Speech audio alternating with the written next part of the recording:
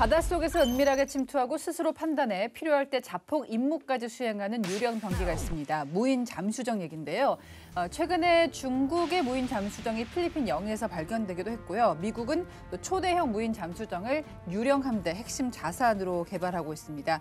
자, 오늘 그 무인 잠수정 좀 짚어보겠습니다. 먼저 이 개념부터 짚어봐야 될 텐데요. 기존에 잠수함이 있잖아요. 무인 잠수정은 어떤 강점이 있을까요? 요즘 무기체계에서 무인자 안 들어가면 흥행이 안 되죠. 아, 그런가요? 러우 전쟁에서 제일 히트친 게 무인기인데 네. 무인기, 무인 수상정은 그래도 어느 정도 익숙이 됐는데 무인 잠수정은 생소한 것 같이 들려요. 근데 무인 잠수정은 기존의 잠수함 또는 핵잠수함이 할 수 없는 영역을 지금 보완하는 이런 상태가 되고 있어요. 그래서 이제 바야흐로 무인 잠수정까지 개발이 되고 실전 배치하면은 해상에서도 입체전이 이루어지는 거죠. 그래서 이제 복합전이 이루어진다 이렇게 얘기했는데 예를 들면은 잠수함이 할 수 없는 것들은 저수심에는 못 가요. 통상의 잠수함은 수심이 25m보다 얕은 데는 들어가면 그라운딩 좌초된단 말이죠. 그런 것 때문에 못 하고 그 다음에 이제 장기간 있으려면 디젤 잠수함 같은 경우는 수시로 올라와야 되잖아요. 충전하라. 이게 들통나거든. 예를 들어 마양도 같은데 오랫동안 숨어서 정부 수집하려면은 들락날락 물 위에 왔다면 걸린단 말이죠. 그런 건 이제 배터리만 충분하다면은 잠수정이 갈 수 있고 그래서 좁은 해역이라든지 저수심이라든지 또 이 장시간 할 수 없는 이런 것들. 그다음에 이제 이 잠수함은 걸리면 또 격침당하잖아요. 근데 그러면 인명이 죽잖아. 그래서 잠수함이 할 수 없는 영역을 수중의 영역을 지금 이제 개선하는 이런 것 때문에 조명을 받고 있죠. 네. 근데 우크라이나가 이제 러시아 흑해함대를 공격할 때 무인 수상정을 이용했었잖아요. 그럼 무인 잠수정도 투입한 적이 있습니까? 이게 참 웃긴 상황이죠. 왜요? 육지에서는 이제 러시아군이 승기를 잡고 있다고 하지만은 여전히 흑해에서는 우크라이나군이 이제 장악하고 있는 형태이고 흑해 함대의 어떤 지점들을 화하게 불락하니까 보이지 않나요? 예, 그런 상태이기 때문에 이게 여기에서 이제 가장 큰 역할을 했던 게 무인 수상정, 자폭형 무인 수상정인데 말씀하신 것처럼 이제 무인 잠수정도 전쟁에 투입이 됐냐라고 했을 때 어느 기사에서는 같이 입체적으로 사용이 됐다라고 하는 데도 있고요. 어떤 데서는 NCND 하는 데도 있고요. 아직까지는 기술이 아직 안 됐다라고 하고 있는데 어떤 거든 간에 이게 전략적인 효과는 있었다. 그래서 2023년 이제 8월 29일 날 우크라이나 그 해군 드론 여단이 이제 그 마리치카라는 어떤 수중 드론, 여기서 얘네들 수중 드론이라고 불러요. 그걸 이제 공개를 했어요. 마리치카가 별이라는 뜻이거든요. 그래서 이 크기가 이제 길이가 6m에 폭이 1m, 최대 항속거리가 1000km. 가격이 중요한데 이 가성비가 높아요. 5억 7천만 원 정도 이렇게 하는 게 있고요. 그래서 이걸 개발할 때 우크라이나 특징인 게 뭐냐면 지상군도 마찬가지지만 결국에는 이제 크라우드 펀딩을 받아가지고 이제 자발적으로 기술자들이 와갖고 개발을 해요. 그래서 아미 오브 로봇, 아미 오브 드론스라고 하는 것처럼 여기 해군에도 마찬가지 에모 유크레인이라고 해서 이제 자발적으로 모여서 이렇게 만든 거예요. 그리고 또 이제 여기서만 끝나는 게 아니라 이제 2월 말에 젤렌스키 대통령하고 트럼프 대통령하고 한바탕 했잖아요. 그래 그 이전에 2월 24일 날 우크라이나 대통령 젤렌스키 대통령이 이제 파트너 국가들 정상들 모여서 다 모았어요. 3주년 행사를 했단 말이에요. 거기서 뭐를 이제 공개했냐면 수동 드론. 그러니까 아까 말한 것처럼 마리치카 말고 그보다 좀 작은 거. 톨로카 이제 TLK 150이라는 거를 선보였는데요. 이것도 마찬가지 자발적으로 민간인하고 군사 협력 그룹이 브레이브 1이라는 데가 있는데 거기서 자발적으로 만든 플랫폼이에요. 그래서 길이는 2.5m. 그다음에 최대 항속거리가 이제 100km. 그다음에 전기 추진 탑재가 한 2에서 50kg 정도 탑재할 수 있기 때문에 아까 말한 것처럼 1000km 가는 거는 작전적 수준을 넘어서 전략적 수준이라면 이건 전술적 수준에서의 어떤 수중 드론이다, 자폭 드론이다 말할 수가 있고요. 그래서 이런 부분들이 또 이제 나오고 있기 때문에 이제 러시아 입장에서는 쟤네가 실질적으로 탐지되는 거 없는데 저런 거 계속해서 이제 보이고 있네? 라고 하면서 이제 의심을 하게 만들고 전략적으로 이제 수세적 입장에 이제 처하게 만드는 어떤 효과가 있는 것이죠. 그래서 저는 개인적으로 봤을 때는 기사를 보니까 사용은 좀 하지 않았을까라는 저는 개인적인 추정을 좀 하고 있습니다. 전문가시니까 네. 또 맞겠죠. 예, 구체적인 말씀 못 드리고 그런 정도만. 예. 그러니까 지금 이 무인 잠수정이 그냥 정찰만 하는 게 아니고 자폭까지 가능하다는 거잖아요. 그러면 이제 바닷속에서 가미가제라고 하나? 자살 특공대라고 해야 돼? 그런 역할을 수행한다는 거잖아요. 사람 대신에. 시청자분들이 예. 혼돈하는 것 중에 하나가 예. 무인 잠수정은 뭐고 무인 드론은 뭐고 뭐 이런 거 헷갈릴 거예요. 그죠? 사실 어떤 개념에 드론이라고 하면 좀 작은 뭐 크기에서 잠수정하면 좀 큰 거. 어느 정도 돼요? 잠수정은? 뭐 통상 드론 하면은 수미터 내외. 여기서 있으면 한 3미터, 예, 5미터 이내 이 정도. 예. 그러니까 딱 정해지진 않았어요, 경계가. 잠수정은요? 잠수정은 뭐 한 수십 미터? 아. 수십 미터. 뭐 잠수함 같은 거 수백 뭐 150m, 200m 되지만 예. 잠수정 하면 한 제일 큰 게 지금 뭐 한 26m 이 정도 된단 말이죠. 그래서 아무튼 이렇게 되면은 실질적으로 수중 드론 또는 무인 드론이 자폭까지 했다. 이거는 사실상의 어리를 얘기하는 거, 어리. 어리가 원래 그거예요. 근데 그러네. 어리는 2차 대전까지는 딱 정해가지고 앞지르는 거 쏘는 이거 파이어 앤 포겟이라고 하는데 그런 거는 딱 쏘고 이제 잊어먹는 거예요. 처음에 계산해가 쏘는 거고 그 다음에 이제 현대식 어리는 쏘고 나서부터 계속 천으로 유도해가지고 맞추잔 말이에요. 이런 개념으로 했는데 지금 무인 잠수정이 자폭까지 한다. 이거는 지가 알아서 쏘고 나면 지가 알아서 따라다니면서 자폭한다 이런 거기 때문에 예를 들어 가지고 수중 드론 또는 수중 무인 잠수정이 완전 실전 배치됐다. 그럼 그 해역에 가려면은 이제 우리가 육군에서 이제 DMZ 같은 데 가면 막 지류가 있으면 막 긴장하잖아요. 땀 뻘뻘 나잖아요. 그런 상황이 될 수 있다고. 그렇기 때문에 여기에 대한 전술도 개발하고 그래서 전술적으로 전략적으로 거기다 또 핵탄두까지 실으면 이거 어마무시한 이 세력이 되기 때문에 지금 현대전에서 드론, 수중 드론, 무인 잠수정 여기에 대해서 빨리빨리 그 운용 개념이라든지 대응을 세워야 된다. 그런 상황입니다, 지금. 근데 저 하늘을 나는 드론 같은 경우는 뭐 이렇게 일종의 전파로 통신을 보내서 조종을 하잖아요. 네네. 바닷속에서 그게 돼요? 사실적으로 힘들죠. 이제 전파가 통하지 않기 때문에 음파로 하는데. 음파로? 예. 근데 이제 지상에서 나타나는 거 드론을 보게 되면은 이제 기존의 어떤 GPS 기반으로 가는 것들이 그에 대한 대항마가 나타나니까 아까 말씀드린 것처럼 예전에 한번 말씀드렸죠. AI를 이용하거나 아니면 거기다 파이버 옵틱에서 이제 광섬유를 이용하는 방법을 가고 있거든요. 그래서 결국에는 여기 안에도 이제 음파를 이용해서 하는 방법이 뭐 있을 수 있겠지만 문제는 뭐냐면 바닷속의 어떤 지형 지형이라든가 여건과 환경이 다 다르다는 거예요. 예를 들어서 이제 실제로 음파는 이제 수온, 염도, 해수, 밀도 이런 것들에 의해서 막 되게 영향을 받아서 뭐 굴절도 되고 반사되고 막 한다고 해요. 전 전문가는 아니지만. 그리고 또 실질적으로 100m 수심 이하에서 이렇게 운용하는 것들이 상당히 어렵다고 합니다. 그렇기 때문에 결국에는 이제 각국에서 직접적으로 이제 조정을 하기에는 어떤 그런 환경이 안 좋기 때문에 제한이 돼서 결국에는 AI를 통해서 해야 되는데 문제는 뭐냐면 그렇게 되면은 무인 체계를 운용하고 유인 체계 같이 복합이 되는 형태가 가야 되는데 여전히 제가 몇 번을 말씀드리지만 그걸 하기 위해서는 실시간 데이터 송수신이 돼야 돼요. 그런데 이런 부분들도 이게 불확실성이 너무 짙은 곳이 바닷속이기 때문에 이게 쉽지 않다는 거죠. 그래서 이제 쉬운 예로 하게 되면 우리나라의 어떤 그 탁도 예를 들어서 이제 AI를 사용하게 되면 이미지 센싱을 해야 되는데 어떤 참고하거나 참고점 활용하거나 그걸 봐야 되는 어떤 이미징이 돼야 되잖아요. 근데 탁도가 너무 심한 거예요.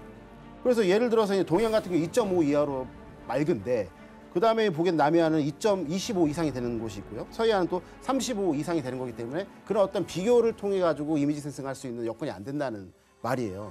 그래서 이런 부분들이 또 있고 또 하나는 뭐냐면 해류가 있어요. 그러면 센싱을 하게 되면 정확하게 해야 되고 위치를 또 해서 이제 뭐 라이다 같은 거를 통해 갖고 반사를 해가지고 이제 그걸 해야 되는데 해류에 의해서 이제 기동체가 불안정하게 되면 그거를 실시간 잘 할 수 못하는 부분이 좀 있잖아요. 그래서 제가 보기에는 이런 부분에 대해서 무인 잠수정이 가야 될 거는 맞는데 우크라이나군이 해군에서 이제 무인 잠수정을 어떻게 활용됐다, AI를 어떻게 활용했다 그런 거 나온 건 없어요. 근데 우리나라나 미국의 어떤 기술을 보게 되면 AI를 이용해서 활용하려고 하고 있고 일부 프랑스 해군 같은 경우는 이제 양자 기술을 이용해갖고 정확하게 정밀 계측을 하는 어떤 그런 기술도 나와 있단 말입니다. 그래서 이제 이런 부분들은 아직까지는 뭐 AI가 이제 자동화, 반자율화, 자율화 관계지만 자동화 단계에서 이제 반자율화 가는 어떤 초입 부분에 있는 것은 확실한 것이고 이런 부분들이 개발하려게 되면 엄청나게 많은 데이터가 쌓여야 된다. 더 그래서 많이. 지금 우리나라에서 우리 해군도 열심히 노력하고 있어요. 예. 그래서 이런 부분들에 대해서는 조만간 이제 미국과의 기술 협력이라든가 우크라이나 러시아 전쟁이 어느 정도 종식이 되게 되면 이제 같은 협력을 통해 가지고 관련된 AI와 관련된 데이터를 받아보게 되면 우리가 빠르게 이제 이게 전력을 할 수 있겠죠. 군사 분야에서 이제 무인 잠수정을 처음 투입한 게 언제예요? 역사가 얼마나 됐어요?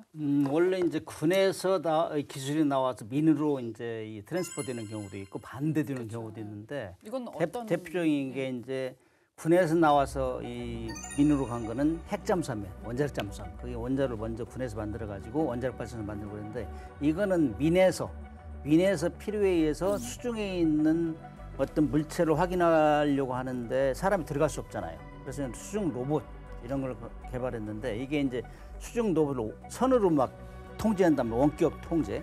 그래서 이제 1966년에 이제 이게 이제 미국의 커브 케이블 컨트롤드 언더워터 리서치 비클이라는 게 있는데 커브 이게 1966년에 B-52에서 수소폭탄을 잃어버렸어요. 거기 저 스페인 근해에서 그걸 찾는데 기여를 했고 그 이후에 80년대까지는 주로 이제 선으로 이어가지고 수중 로봇으로 이제 찾고 그랬어요. 비행기 떨어지고 그러면 파편 뭐 탄약 이런 것도 미사일 잔해까지 이렇게 했는데 그게 이제 90년대 들어오면서부터는 선으로 안 하고 그냥 자율식으로 딱 입력해서 시켜놓으면 자기가 깊이와 방향과 탐지하면서 신호도 보내고 그랬는데 91년도 걸프전에서는 미국 해군의 C-FOX라는 그 수중 그 드론이 기뢰 정찰 및 제거 임무에 투입돼가지고 자포경은 아니지만은 적지에 자폭은 아닌데 적지에 투입된 첫 사례다 이렇게 기록이 나와 있습니다. 미국이 이제 유령 함대를 구축하겠다 이런 목표를 세워놓고 초대형 무인 잠수정을 개발을 하고 있어요. 아까 뭐 잠수정 제일 크면 26m 정도라고 하셨는데 초대형이면 어느 정도인가요? 그게 26m짜리 그게 26m 이제 예요? 오르카라고 하는 범고래라는 뜻이죠. 예. 그렇게 해서 하는데 지난 2023년도 말에 이제 미국 보잉에서 이제 오르카를 부르는 이제 그 초대형 무인 이제 그 잠수정을 미 해군에 인도를 했는데 그 길이가 26m고 무게가 80톤이에요. 그다음에 또 하이브리드 디젤 리튬 이온 배터리를 장착하고 있어서 이제 속도가 시간당 15km가 나오거든요. 상당한 속도이고 또 중요한 거는 인간의 개입 없이 이게 12,000km를 이제 운항을 할 수 있다는 부분이 있다는 거죠. 그래서 이제 이게 보게 되면은 거의 뭐 그냥 한번 집어넣게 되면은 우리 생각에는 뭐 전쟁이 끝날 때까지 계속 움직이는 어떤 그 전략적 수준의 어떤 무기 체계가 된 거죠. 그리고 또 지난 2024년 6월 달에 이제 미국의 노스롭 그루먼에서 이제 또 하나를 공개를 하는데 이게 보면은 만타레이 하게 되면 이제 지과오리 형태의 어떤 그런 무인 잠수정을 이제 공개를 해요. 그것도 이제 이미지가 위성에서 우연찮게 찍혔는데 이게 이제 크기가 그냥 컨테이너 우리 큰 거 있잖아요. 수출입하는 거. 그 정도 5개 정도의 분해를 했을 때 들어간다라는 것밖에 나온 게 없고요. 나머지는 없어요. 그래서 이런 것들을 봤을 때 뭐냐면은 중국과 미국이 전략적 경쟁을 하는데 가장 큰 어떤 지역이 바다잖아요. 근데 바다 표면뿐만 아니라 아까 교수님께 말씀하신 것처럼 이 수중에서도 그다음에 해저까지도 이제 지금 현재 어떤 그런 경쟁의 양상이 나오고 있기 때문에 이제 미국과 중국이 서로 이제 결국에 모순의 경쟁처럼 이런 부분들을 계속해서 이어나가고 있는 것이죠. 이건 뭘까요? 미국이 이제 분산 해양 작전이라는 거 이 개념을 좀 추진하겠다라고 얘기를 하는데 이게 무인 잠수정을 적극 활용한다 이런 얘기라고 들었어요. 이게 이제 대표적인 예. 미국의 전술 교리가 세계적으로 펴져나간 일반적인 건데 이것도 마찬가지예요. 그래서 분산 해양 작전하면 디스트리뷰트 마리타임 오퍼레이션 그러는데 분산이라는 건 퍼진다는 얘기잖아요. 그래서 항공모함은 그야말로 전력을 집중하는 거예요. 항공기에 엄청난 전력을 전투기를 실어가지고 한 번에 퍼붓는 거거든. 그러니까 상대 배선을 보면 저것만 격침시키면 문제가 되잖아요. 제일 무섭잖아요. 그래서 이제 미중 태평양 패권 전쟁에서 지금 미국하고 중국하고 계속 신경전을 부리는 게 미국은 나는 최고의 항공모함을 11척이나 가지고 있어. 10만 톤. 이걸로 그냥 너희들 전투기를 집중해서 포격하겠어. 이게 이제 미국이고 중국 같은 경우는 그거 와도 상관없어. 옛날에 무서워했는데 이제 내가 등펑이라는 ASBM 대함 탄도탄이에요. 굉장히 극초음속으로 한 그걸 개발해서 멀리서 오는 항공모함을 격침시키겠어. 두렵죠. 그래서 미국은 중국을 해평양을 못 나오게 하고 중국은 무슨 소리야 나가겠어. 여기서 지금 경계선이 이루어지는데 사실 이런 개념 때문에 미국은 내 항공모함 옛날같이 한 번에 너희들 타겟도 안 되겠어. 분산해. 항공모함 맨 뒤에 쳐진단 말이에요. 등펑 21 같은 경우는 1500km, 막 1700km 있습니다. 사정거리가. 거기 들어가면 그다음에 등펑 26 같은 경우는 뭐 한 4000km 된다니까 접근할 수가 없잖아요. 그래서 접근하지 않고 대신 그 무인 수상정이나 무인 잠수정이나 무인기를 맨 전방에 붙이고 그것도 소형, 중형, 대형 이렇게 시차적으로 그리고 한국만 맨 뒤에 있다. 그래서 중국이 공격할 때 그 헷갈리게 하는 거예요. 쉬운 말로 혼돈을 줘가지고 어느 것이 그 한국만 잘 모를 정도로 멀리 떨어져 있으면서 그거를 지휘 통제하는 거예요. 쭉 펼쳐놓고 무인 수상들한테 맨 앞에서 나한테 정보를 줘. 그 정보를 종합해가지고 아 저기에 중국의 주력이 있네. 그러면 집중해가지고 그쪽을 포격하게 하고 이런 전술. 그래서 나는 당하지 않고 멀리서 그냥 스탠오프 어택이죠. 그걸 하는데 맨 전방에 무인 수상정, 그다음에 그 위에는 무인기, 그다음에 수중에는 무인 잠수정까지. 네. 그래서 이 작전이 지금 새로운 개념인데 미국과 중국하고 경쟁하면서 비롯된 것이다. 그게 우리한테 적용되고 있어요. 우리도 지금. 근데 가만히 있을 중국이 아니잖아요. 당연히 가만히 미국이 이러는데. 그래서 중국은 이제 그런 또 미국의 접근을 막기 위해서 뭐 1도련선, 2도련선, 3도련선 이런 식으로 말을 하잖아요. 네. 그런 건 뭐냐면 선과 선을 이은 선이에요. 그래서 중국과 가까운 건 1도련선, 그다음에 2도련선, 3도련선 이렇게 나가는데 거기 안에다가 또 뭐 하냐면 이제 미국이 못 들어오게 반접권 지역 거부를 하기 위해서 A2AD라고 하잖아요. 그걸 막 강하게 만들어놔요. 응집력 있게.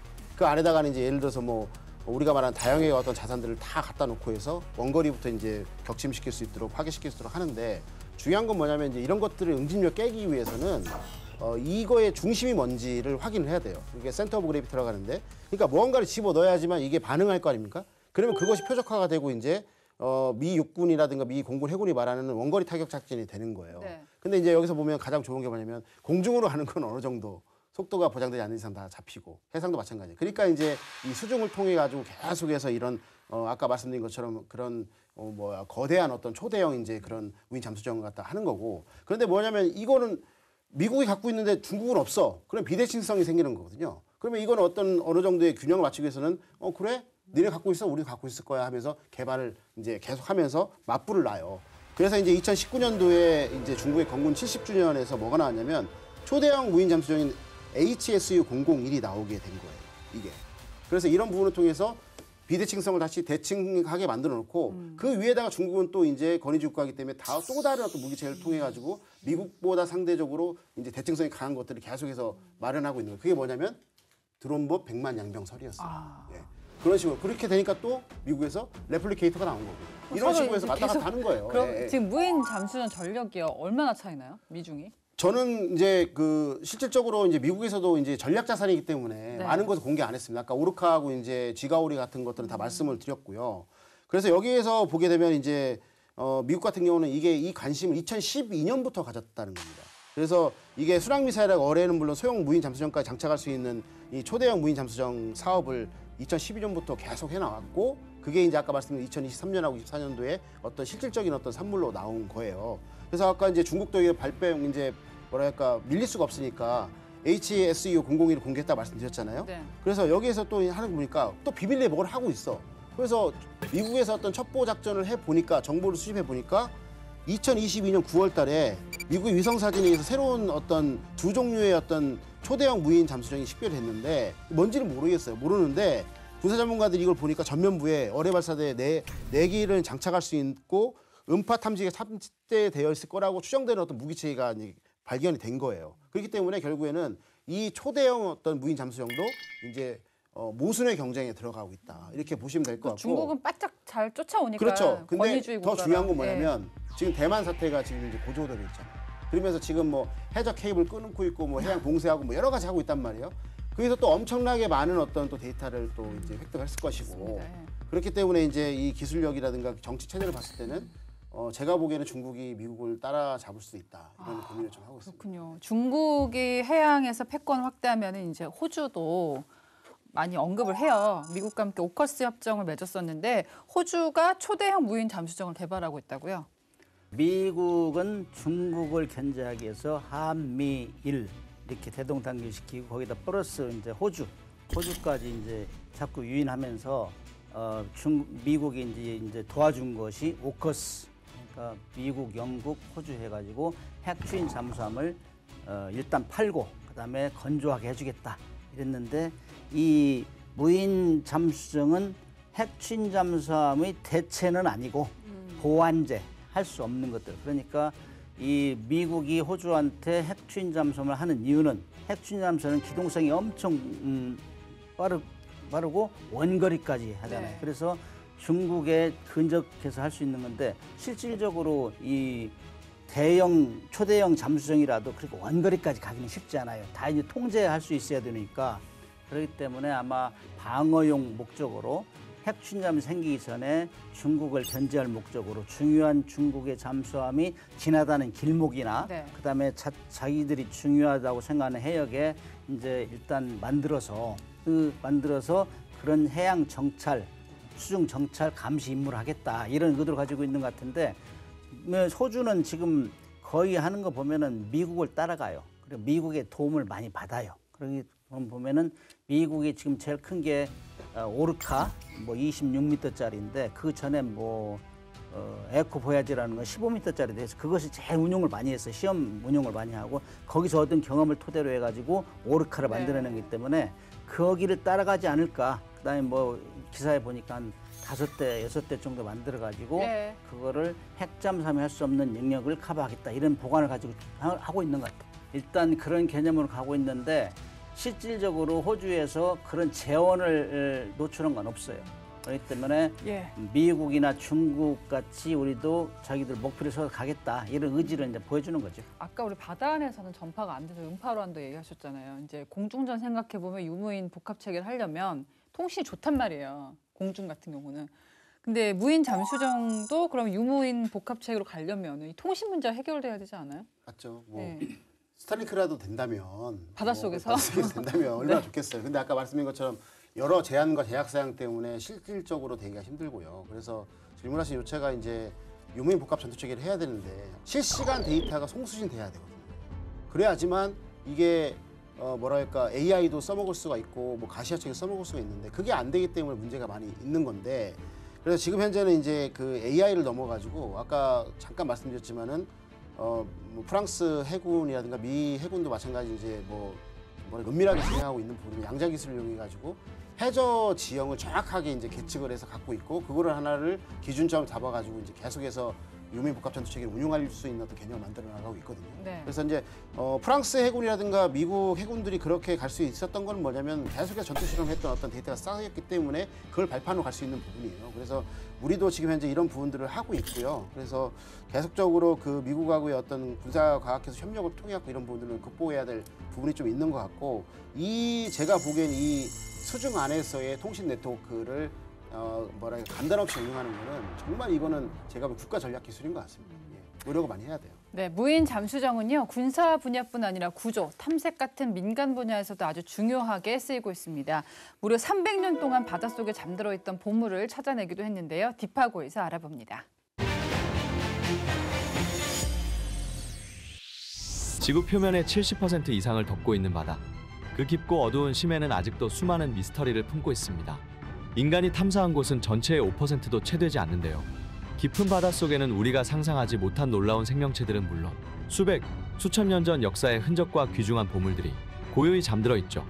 오랜 세월 수많은 탐험가와 보물 사냥꾼이 바닷속 보물을 찾아 헤맸지만 깊은 바다는 좀처럼 그 속을 보여주지 않았습니다. 그런데 심해의 문을 열어주는 특별한 존재가 등장했습니다. 지금으로부터 약 300년 전인 1708년 스페인 국왕 펠리페 5세의 함대에 속해 있던 보물선 산호세호는 카리브해를 건너 스페인으로 향하던 중 영국 함대의 공격을 받아 침몰했습니다. 당시 산호세호에는 볼리비아와 페루에서 가져온 막대한 양의 금은보화가 실려 있었는데요. 그 가치는 현재 약 200억 달러, 우리 돈 29조 원에 이릅니다. 수많은 탐험가가 산호세호의 행방을 쫓았지만 심해의 어둠과 험한 해류는 그 누구에게도 길을 허락하지 않았죠. 그런데 2015년 침묵하던 심해가 입을 열었습니다.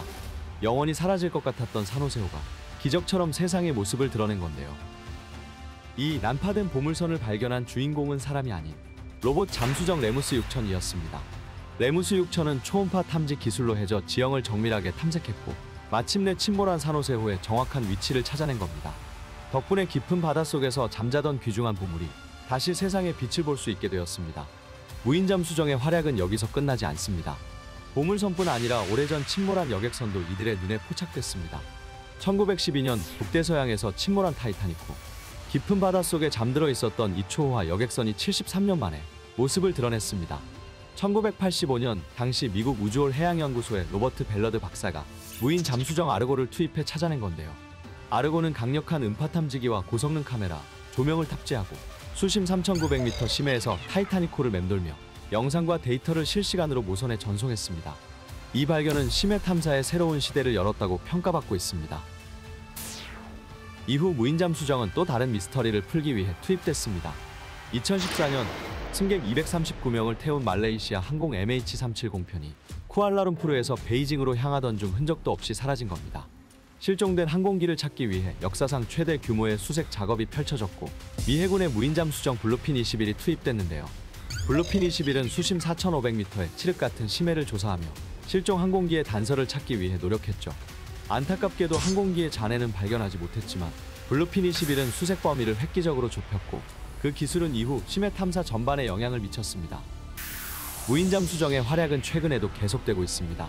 2023년 6월 타이타닉호를 탐사하는 관광 잠수정 타이탄이 탑승자 5명과 함께 실종된 사건이 있었죠. 전 세계가 숨죽이고 구조 소식을 기다렸는데요. 이때도 수색 작업에 여러 무인 잠수정이 투입되었습니다. 그중 하나인 프랑스의 로봇 잠수정 빅터 6000은 수심 6,000m까지 잠수할 수 있는 능력으로 타이탄 잠수정 수색의 중요한 역할을 담당했죠. 이처럼 무인 잠수정은 사람이 접근하기 힘든 어둡고 깊은 바닷속에서도 안전하게 작전을 수행할 수 있어서 해양고고학, 인명구조 등 다양한 분야에서 도움을 주고 있습니다. 미지의 영역을 개척해 나가는 무인 잠수정의 활약은 앞으로도 계속될 것입니다. 지금까지 딥하고였습니다. 자, 이제 드디어 북한 얘기해 보겠습니다. 북한 2023년에 헤일이라고 해서 핵탄두를 탑재한 무인 잠수정을 개발했다고 선전을 했어요. 이거 뭐 신뢰할 수 있는 얘기인가요? 일단 뭐 김정은이가 직접 나서서 현장 지도한다 이런 얘기가 나오면은 가능성이 있구나 이렇게 판단해야 돼요. 왜냐하면 가시적으로 우리가 지금 개발이 많이 진도가 나가고 있구나 판단하는데 실질적으로 거기 이름이 헤일이에요. 헤일은 막 바다 물이 막 덮쳐가지고 덮는 거예요. 근데 이제 2023년도에 러시아가 그 포세이돈이라는 핵어류라고 했잖아요. 핵어류를 개발해가지고 거기 선전할 때 이거를 터뜨리면 미국 해안이나 그 주요 항만에 터뜨리면은 쓰나미가 500m까지 올라가고 반경 1,500m는 핵으로 완전히 그 낙진으로 해서 마비된다 이런 얘기를 했어요. 그 아이디어는 분명히 러시아에서 얻었을 것이다. 저는 북한의 대부분의 무기는 러시아 이제 벤치마킹이 많아요.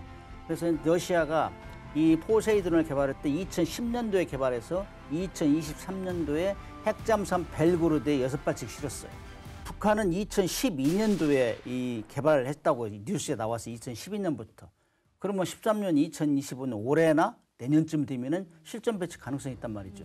그러면서 2023년도에 2번을 보여줬고 거기에는 폭발 시험도 하고 항해 시험도 하고 뭐 60시간, 59시간 그다음에 그렇게 얘기했는데 헤일 1, 2에서는 71시간을 항해했고 1000km까지 했다. 이렇게 나왔어요. 그러면은 71시간 항해하고 1000km 갔다 했다면은 남한 전역 또는 일본의 주요 기지까지 공격할 수 있거든.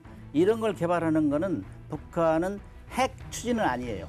핵 추진은 아니고 배터리 추진하는데 이 추진 거리가 많을까 우리가 의심을 했는데 1000km라 얘기했단 말이죠.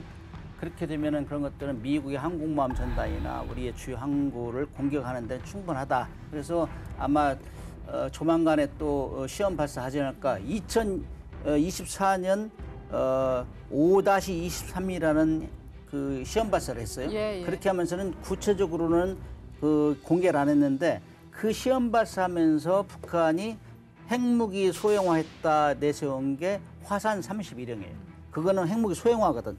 그러면 그거를 거기다 실으면은 그야말로 핵거리가 되지 않겠느냐 이렇게 예상을 하는 거죠. 무인 잠수정에 핵무기를 탑재할 수 있다면 핵 잠수함도 원래 있잖아요. 네네. 핵 잠수함의 전략 임무까지 아예 대체할 수 있는 거예요? 저는 뭐 가능하다고 봅니다. 아까 교수님께 말씀하신 포세이돈이 대표적인 네. 거거든요. 이게 2018년 3월 1일 때 이제 연방의회에서 이제 푸틴이 아주 자랑스럽게 이제 이걸 공개를 했거든요. 그래서 먼 거리에서 미국 본토를 타격할 수 있다. 그때 그 당시에 이제 얘기를 했었어요. 이게 이제 길이가 24m고요. 직경이 1.6m이고 최대 사정거리가 1만 km에 달하기 때문에 전략적인 어떤 수준에서 임무를 수행한다는 것은 여러 가지의 어떤 분석이 있었지만 거리도 하나의 어떤 그거에 대한 어떤 척도가 되고 충분히 할 수가 있고 수중에서 자율 항행이 가능하고 아까 말씀드린 것처럼 핵 추진이에요. SMR이 달려 있기 때문에 들어가서 하고 이제 사정거리가 그렇게 되면 뭐 실질적으로 이제 무제한이 되는 거죠. 그리고 100메가톤급 핵탄두를 폭발시켜서 500m까지 해일이 발생하고 또 이제 그 일대는 완전 토토화돼서 이제 방사능이 이제 오염이 돼버리니까 이거는 충분하게 거리상으로 그다음에 치명성 차원에서 그다음에 은밀성 차원에서 그다음에 투사 능력 차원에서 전략적 수준의 어떤 핵잠하고도 유사한 어떤 수준으로 갈 수 있다라고 평가를 해야 되고 다시 한번 말씀드리면 교수님께서 잘 말씀해 주셨지만은 안보라는 것은 보수적인 입장에서 평가를 해야 되기 때문에 네. 충분히 우리가 이런 것들을 감안해서 봐야 되겠죠. 지금 무인 잠수정 얘기 계속했는데 우리 해군도 있어요 계획이 네이비 씨 고스트 이게 무인 체계를 이제 전면 적용하겠다는 건데 어떤 식으로 운용할 건가요? 네이비 씨 고스트는 해군의 유령 함대죠. 미국에서 이제 유령 함대를 얘기하니까 우리도 거기에 이제 벤치마킹해서 가겠다. 그런데 사실 유령 함대 중에서 수상 전투함, 무인 수상정, 그다음에 아까 얘기했지만은 무인 잠수정, 그다음 무인기 이런 걸 복합적으로 운영하겠다는데 지금 한 3단계 정도로 해서 하고 있는 것 같아요. 마지막 단계 정도 되면은 2040년 정도 될 것 같은데 거기는 뭐 엄청난 해군의 병력 부족이 많잖아요. 그래서 뭐 2040년 절반 정도는 해군을 채우겠다. 실질적으로 우리 미국하고 똑같은 환경은 아니지만은 미국은 중국하고 막 지금 경쟁하면서 하지만 우리도 지금 전투함 같은 경우도 실질적으로 병력이 부족해서 12척을 지금 병사 없이 간부들만 운영하고 시범 운영하고 있어. 이런 추세라면 우리도 빨리 적용해야 되겠다. 그래서 1단계는 일단 배에다가 무인 잠수정을 싣고 나가서 실질적으로 컨트롤하는 거예요. 레이더 가시권 내내, 통신 가시권 내, 도달권 내에 들어가서 직접 지휘하는 거고, 그다음에 그 다음 단계는 가지고 나가서 어느 특정 구역을 주는 거예요. 너 그 구역에서 네가 알아서 해. 이게 2단계. 3단계는 그 범위를 확장하면서 나가기 전부터 특정 구역에 같이 이제 너는 저쪽 맡아, 나는 이쪽 맡아 하고 거기서 네가 완전히 처음에 교육받은 대로 해. 그게 AI 기능이 있어야 된다. 이렇게 해가지고 개발하겠다. 그거는 이제 미군의 미군을 벤치마크에 따라가겠다는 야심차게 가고 있는데 사실 우리도 이제 5성분 전단이라고 제 현역 때 그 전단에 임무를 전적으로 준 것 같아요. 그래서 이건 오직 무인 수상정, 무인 잠수정 개발 전력해라. 네. 그리고 이제 특히 우리 같은 경우는 NL 같은 데는 전장 환경이 복잡하잖아요. 그다음에 뭐 북한하고 맞닥뜨려 있는 근거리이기 때문에 전투가 일어나면 인원이 살상될 가능성이 많아요. 그런 데는 무인 잠수정 또는 무인 수상정으로 이렇게 커버를 하겠다. 이런 전략을 세우고 있고 특히 조금 전에 말씀드렸지만 인구 절벽에 대비해서는 세계적인 트렌드를 따라야 되겠다. 그래서 지금 막 추진하고 있어요. 우리가 유인 잠수함은 잘 만들잖아요. 유인 그렇죠. 잠수함은. 네. 무인은 어때요? 무인은 좀 후발주자죠. 물론 사람이 타는 잠수함도 도산 안창호 같은 경우는 세계 최고 수준의 디젤 잠수함 평가를 받고 있어요. 그러나 우리 한국 사람들은 조금 늦게 갔어도 칭찬 많이 해주면 잘해요. 금방 따라잡는데 무인 잠수정도 마찬가지 아닐까 네. 저는 그 추측을 해요. 왜냐하면은 지금 뭐 미국이 선두고 그다음에 중국이 따라가고 그다음에 프랑스나 영국 이렇게 후발주로 가고 있다고 생각했는데 조금 전에 조 교수님 말씀하셨지만 포세이돈이 탁 튀어나온 거예요. 포세이돈은 그야말로 무시무시한 무기가 돼버렸잖아요. 둠스데이라고 인류 종말이라고 미국이 제일 싫어하는 게 이거예요. 이거는 대책이 없어요. 그래서 갑자기 러시아가 나타나니까 지금 딱 세계에서 두드러진 무인 잠수정은 미국의 오르카, 그다음에 러시아의 포세이돈, 중국의 SH-001 요 정도가 3탑인데 네네. 우리는 좀 늦게 시작했지만 우리도 지금 잘할 겁니다. 2023년부터 지금 4년 동안 해가지고 우리도 24m짜리 만들고 있어요. 우리도 금방 이 방송 나가면 서둘 거예요 아마. 그래서 이제 금방 따라잡지 않을까 그렇게 예상을 합니다. 지금 사실 이게 왜 중요하냐면 한반도 주변 해역이 계속 이제 좀 위협적이 되고 있잖아요. 왜 그러냐면 우리나라는 이제 반도 국가이기 때문에 전쟁이 좀 장기화되게 되면 이제 잠수함에 크게 상관없이 전시 경제를 해야 되잖아요. 또 군사 지원도 해야 되는데 상당수가 해양으로 오게 되면 그런 거에서 한 대라도 폭침이 되게 된다면 북한이 이제 전술적 수준을 운영한다 할지라도 우리한테는 전략적 큰 충격이 오는 거예요. 그렇기 때문에 이런 부분들을 막기 위해서도 진력을 해야 되는데 교수께서 잘 말씀해 주셨지만 이제 여기서 우리나라도 다목적 모듈형 무인 잠수정 개발하고 있잖아요. 근데 이게 무인 체계다 보니까 사람이 안 타잖아요. 그 안전 장치가 이제 없어지는 거고 그 안에다가 이제 예를 들어서 배터리 같은 것들, 센서 무장들을 두기 때문에 이게 몇 개월 동안 이렇게 운영할 수 있는 어떤 그런 부분이 되고 있거든요. 그래서 이런 것들을 운영할 때 개념을 보게 되면 주요 이제 저는 잠수함을 타보지 않았지만 운영을 안 해봤지만은 이제 주로 이제 적들이 오는 것처럼 육군처럼 지상에서 지역을 읽어가면서 작전을 하실 거예요. 그러면 그런 어떤 목지점에다가 배치를 해놓고 해서 그걸 탐지한다던가 아까 이제 교수님 말씀해 주셨지만 이제 저기 어떤 그 전략 잠수함이 오게 되면 추적을 해가지고 그거를 이제 파괴하는 어떤 헌터킬러 작전도 할 수 있는 부분이 좀 있고요. 근데 또 뭐냐면 이제 결국에는 이제 제3국 개입이라는 어떤 그런 요건도 있잖아요, 우리가. 그런 부분들도 이제 아까 말한 것처럼 뭐 서해에 이제 중국이 이제 구조물을 한다든가 하게 되면 분명히 뭘로 쓸 거란 말이죠. 그쪽을 감시하는 어떤 그런 부분들도 전개해서 쓸 수 있는 부분이 있기 때문에 이런 부분들을 봤을 때는 이제 우리도 이런 것들을 빨리 서둘러서 개발을 좀 해야 될 것 같고요. 그다음에 이런 부분을 했을 때 작지만 아직 기술력이 좀 뒤따라가지만 이런 것들을 잘 운용 개념을 엮어서 기술력은 높지 않지만 이런 걸 잘 운용하게 된다면 결국에는 북한도 좀 억제를 할 수 있는 부분이 있고 제3국에 관련된 어떤 그 센서티브한 그런 이슈들도 좀 잘 우리가 커버할 수 있지 않을까 이렇게 생각을 좀 하고 있습니다. 우리가 이제 무인 잠수정을 해군의 실전 전력으로 키우려면 어떤 과제를 해결해야 될까요? 우리 국민들이 잘 싸워라 내세우면서 정말 응원해 줄 거는 여건을 만들어 줘야 돼요. 수중은 아직 미지의 세계. 우리가 우주는 지금 엄청난 속도로 개발, 탐색하고 하잖아요. 화성까지 가고 있는데 수중에는 뭐 한 10m만 들어가면 암흑천지예요. 아, 그래요. 그리고 아까 말씀하셨지만은 수중에는 우리 지상에는 전파로 하지만은 수중에는 음파라. 전파는 정직해요. 딱 부딪히면 바로 돌아온다고. 음파는 음파는 가다가 도망가기도 하고 살랑 없어지기도 하고 안 오기도 하고. 네. 그래서 수중에서 뭐 수온, 염도, 밀도, 뭐 해류, 조류, 뭐 그다음 바닥이 뭐 바위냐, 그다음 진흙이냐. 우주보다 훨씬 정복하기 복잡해. 어려운 그래서 곳이기도 하네요. 이거는 암흑천지고 미지의 세계라 얘기한다고. 그래서 무인 잠수정이 진도가 잘 안 나가는 거예요. 그것도 이거 우리 개발하고 있는 것도 수백억짜리 하나에 24m 정도 수백억 원이에요. 그거를 내보냈는데 그것이 통신이 안 돼가지고 돌아올지 안 돌지 모르는 거예요. 이러면 답답하죠. 물속엔 음파가 아주 부정직하거든요. 그렇기 때문에 자기가 신호를 보내도 그거를 정확한 신호인지 저게 군함인지 상성인지 이런 것들을 이 잠수정이 다 판단해야 돼요. 그렇기 때문에 그다음에 또 이거를 단거리만 하려면 필요가 없죠. 먼 거리 가려면은 배터리, 그 러시아 거 같이 핵 추진을 한다든지 이런 것들 고난도 기술이니까 이런 것들을 기술적으로 해결해야 되고 그래서 막 다양하게 데이터 링크를 집어넣어가지고 판단할 수 있도록 AI 기능을 적극 활용해야 되고 그다음에 작전 교리 측면에서도 굉장히 복잡해요.